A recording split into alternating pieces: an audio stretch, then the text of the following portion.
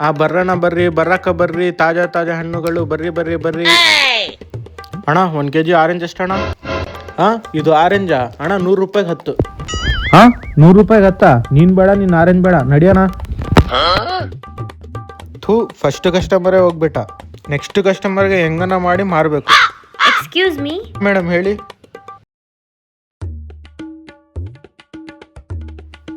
ಅಣ್ಣ, ಇದು ಆರೆಂಜ್ ಎಷ್ಟು?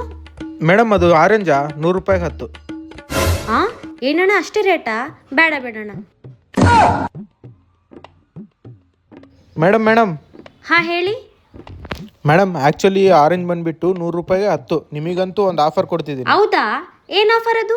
ಎಲ್ಲ ಕಸ್ಟಮರ್ಗೆ ಇದು 100 ರೂಪಾಯಿಗೆ 10, ನಿಮಗಾದ್ರೆ 50 ರೂಪಾಯಿಗೆ 5. ಹೌದಾ? ಸರಿ ಸರಿ ಅಣ್ಣ, ಪ್ಯಾಕ್ ಮಾಡಿ. ಸರಿ ಮೇಡಮ್, ಕೊಟ್ಟೆ.